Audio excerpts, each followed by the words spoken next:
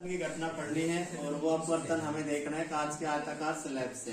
तो अपवर्तन का एक उदाहरण ये भी है कि जैसे तुमने देखा होगा काफी ऑफिसों में जो टेबल होती है उसके ऊपर मोटा सा कांच लगा होता है और उस कांच के नीचे यदि कोई कॉपी या किताब या पेज रखा हो उसके अक्षर यदि हम देखें तो कांच के ऊपर से अक्षर देखने पर अपने आकार से थोड़े बड़े दिखाई देते हैं।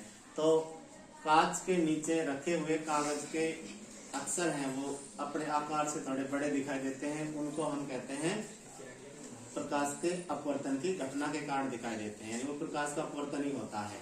तो इसी प्रकार से आयताकार कांच के स्लैब से हमें प्रकाश के अपवर्तन की घटना को समझना है।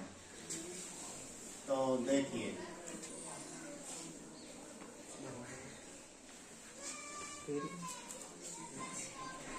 तो ये कोई कांच का आयताकार स्लैब है, ठीक है।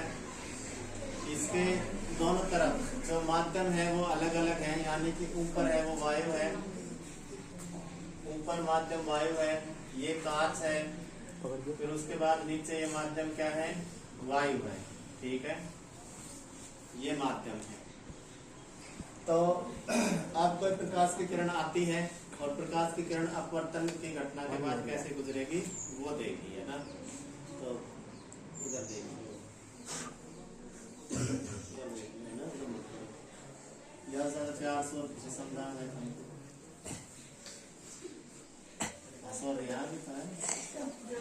ये कोई आपतित किरण है, ये क्या है, कोई आपतित किरण।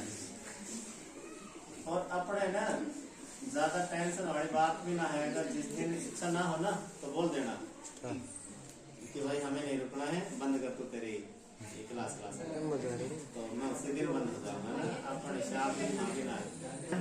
ठीक है। और ये कांच के आयताकार स्लैब के पृष्ठ पर आपतित हो रही है, यानी ये कोई कांच का आयताकार स्लैब है, उसका ये पृष्ठ है AB, ठीक है। AB जो पृष्ठ है ये क्या कर रहा है, वायु और कांच के पृष्ठ को अलग अलग कर रहा है, ठीक है। एक उसी अब ये प्रकाश की किरण है ना, जानी तो ये सीधी चाहिए,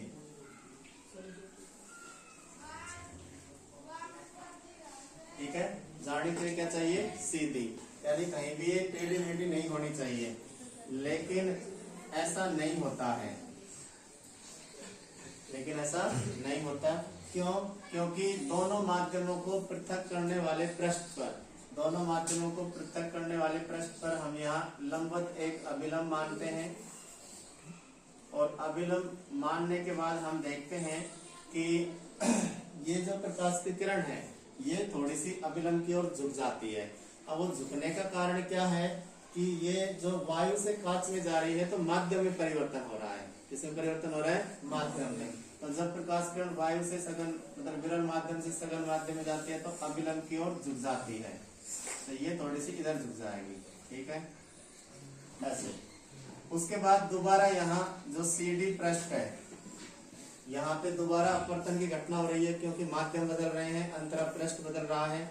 अब की बार प्रकाश की किरण कांच से वायु में प्रवेश कर रही है, तो यहाँ पर हम अंतरा पृष्ठ पर एक लंबवत रेखा है जिसको अभिलंब कहते हैं, और यहाँ से एक प्रकाश किरण जानी तो सीधी चाहिए, लेकिन जैसे ही सघन से विरल में जाती है तो ये थोड़ी सी अभिलंब से क्या हो जाती है, दूर हट जाती है, ठीक है, अभिलंब से क्या हट जाती है, दूर हट जाती है।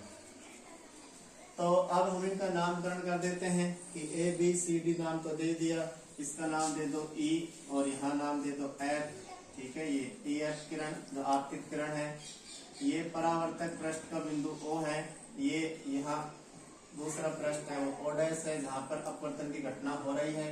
इसके बाद इसका नाम दे दो M और M' जो अभिलंब है, इसका नाम दे दो N और N', ये दूसरा अभिलंब है। इसके अलावा आपके बाद में G और H ये दूसरी किरण है, निर्गत किरण बोलते हैं इसको, ठीक है, बाहर निकल जाती है, जानी चाहिए लेकिन होती नहीं है, तो नाम तो निर्गत किरण ही हो जाएगा।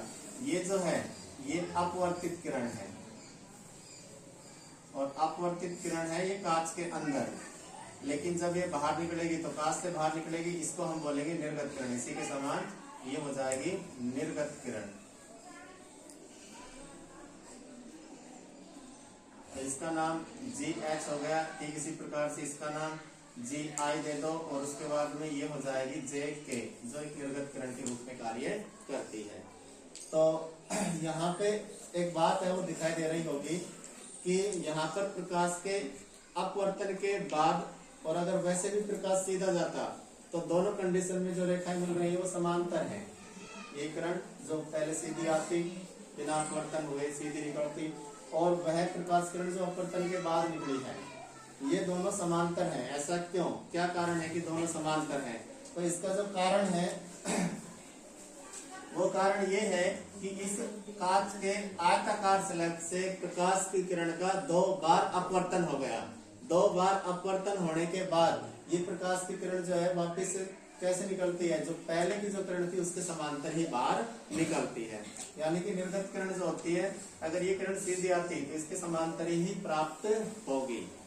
तो ये है कांच के आयताकार स्लैब से परिवर्तन। अब तुम्हें लिखना कैसे है, पहले डायग्राम बनाना है, सब कुछ ऐसे लिखना है, फिर उसके बाद आपतित किरण के बाद ये अपवर्तित किरण के बाद ये निर्गत किरण। इनके नाम रख देने में जो भी रखना चाहो कोई दिक्कत नहीं है। जैसे यहाँ पर ए आपतित किरण है, जी और आई अपवर्तित किरण है, जे और के निर्गत किरण है। ये दूसरा पृष्ठ का बिंदु है जहाँ से अपवर्तन की घटना होती है। ये ओ ए बी पृष्ठ का बिंदु है जहाँ से पहले अपवर्तन की घटना होती है। तो इस तरह इसके नाम रखने हैं। ये हो जाता है कांच के आयताकार स्लैब से प्रकाश का अपवर्तन। ज्यादा बड़ा टॉपिक है नहीं, कई बार आता है कि कांच के आयताकार स्लैब से प्रकाश के अपवर्तन को नामांकित चित्र सहित तो समझाइए, तो फिर ये चित्र तुम्हें बनाना पड़ेगा। ठीक है, अब इसके बाद हम पढ़ते हैं प्रकाश के अपवर्तन के नियम। तो ठीक है, परावर्तन का नियम पढ़े हैं, 2 नियम होते हैं। ठीक उसी प्रकार से अपवर्तन के नियम पढ़ेंगे, वो भी 2 ही नियम होते हैं। कितने नियम होते हैं? 2। तो यहाँ देखिए अपवर्तन के नियम।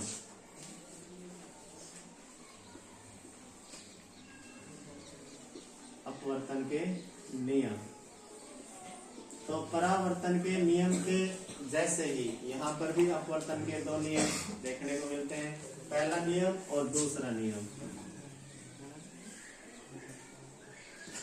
ठीक है, पहला नियम क्या कहता है, तुम्हें जाना है तो चाहिए, कोई दिक्कत नहीं है। जबरदस्ती किसने रोक रखा है?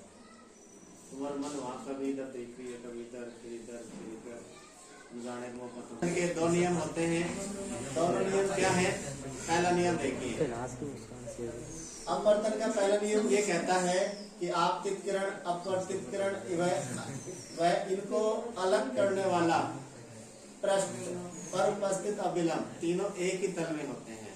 वही सेम टू सेम परावर्तन के नियम जैसा ही है। पहले नियम तो दोबारा सुन लो कि आपतित किरण, अपवर्तित किरण वह दोनों पृष्ठों को अलग करने वाले किसी बिंदु पर उपस्थित अभिलंब, ये तीनों एक ही तल में होते हैं। यानी कि हम सीधा सीधा ये कह सकते हैं कि आपतित किरण, अपवर्तित किरण और वह पृष्ठ पर उपस्थित अभिलंब,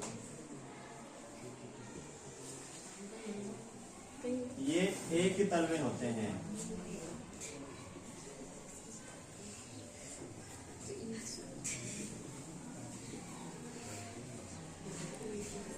ठीक है, यह अपवर्तन का पहला नियम है। यह अपवर्तन का पहला नियम। दूसरा नियम हम देखते हैं कि देखो ये जो आपतित किरण है, ये अभिलंब के साथ जितना कोण बनाती है उसको हम बोलते हैं आपतन कोण। क्या बोलते हैं? आपतन कोण। और ये जो अपवर्तित किरण है, जो अपवर्तन के बाद जो निकलती है, इसके द्वारा अभिलंब के साथ बनाया गया कोण जो होता है वो होता है अपवर्तन। परावर्तन कोण नहीं है, अपवर्तन कोण है। देखो मैंने मीनिंग इसीलिए बताई थी, आर भी परावर्तन, आर भी अपवर्तन। क्यों? क्योंकि ये रिफ्लेक्शन है। रिफ्लेक्शन की मीनिंग, ये रिफ्लेक्शन है और ये क्या है? रिफ्रैक्शन है। तो अपवर्तन कोण हो चाहे परावर्तन कोण, दोनों को किससे लिखा जाएगा? छोटे आर से। तो कंफ्यूज नहीं होना है ना, ये भी अपवर्तन कोण है। तो दूसरा नियम क्या है कि आपतन किसी एक रंग के प्रकाश के लिए, किसी निश्चित एक रंग के प्रकाश के लिए आपतन कोण की जा को इंग्लिश में बोलते हैं साइन। आपतन कोण की ज्या यानी कि आपतन कोण का साइन तथा अपवर्तन कोण की ज्या का अनुपात जो होता है, अनुपात जो होता है वो हमेशा एक स्थिरांक होता है। क्या होता है? स्थिरांक या नियतांक होता है, कांस्टेंट होता है, या इंग्लिश में इसे बोलते हैं कांस्टेंट होता है।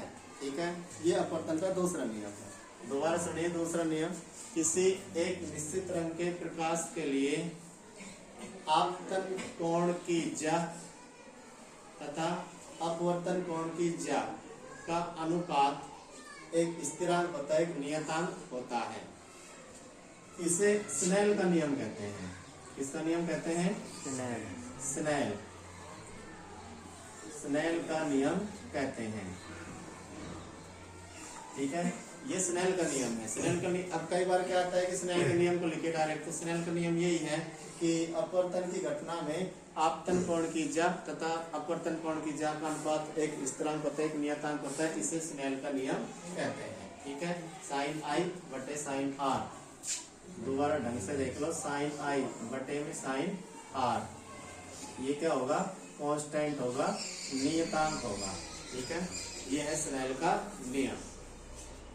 तो दोनों नियम हो गए।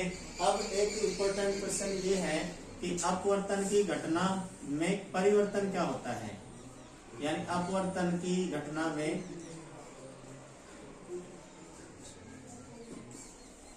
मुख्य जो घटना है वो होती क्या है? तो अपवर्तन की घटना में जो मुख्य घटना होती है वो होती है किसी एक माध्यम में प्रकाश की चाल में परिवर्तन। प्रकाश की चाल में परिवर्तन, ये अपवर्तन की मुख्य घटना है। कि प्रकाश का जो वेग है ना, जो किरण आ रही है, आपतित किरण हो चाहे वो अपवर्तित किरण हो, इनका वेग अलग अलग हो जाता है, यानी चाल बदल जाती है। और जब प्रकाश की किरण की चाल बदलेगी, अलग अलग माध्यमों में जाएगी तो अलग अलग चाल होगी, और इसी के कारण होगा प्रकाश का अपवर्तन। क्या होगा इसके कारण? प्रकाश का अपवर्तन। तो कई बार अब जैसे उस दिन मुझसे सर जी ने पूछ ली कि तुम्हारे पाठ चल रहे, बताओ अपवर्तन की घटना का मुख्य कारण क्या है? तो अपवर्तन घटना का मुख्य कारण क्या है? प्रकाश की चाल में परिवर्तन, अलग अलग माध्यम में प्रकाश की चाल में परिवर्तन, यही क्या है? प्रकाश के अपवर्तन की मुख्य घटना है। ठीक है, तो ये हो गए तुम्हारे अपवर्तन के नियम। दोनों नियम अच्छी तरह याद रखना। और अपवर्तन की मुख्य घटना क्या है? तो अपवर्तन की मुख्य घटना है प्रकाश की चाल में परिवर्तन, अलग अलग माध्यमों में प्रकाश की चाल में परिवर्तन।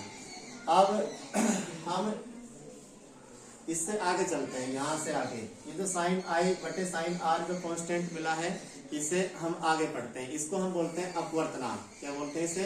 अपवर्तनांक। तो अपवर्तनांक क्या होता है और अपवर्तनांक होते कितने प्रकार का है वो देखो, है ना।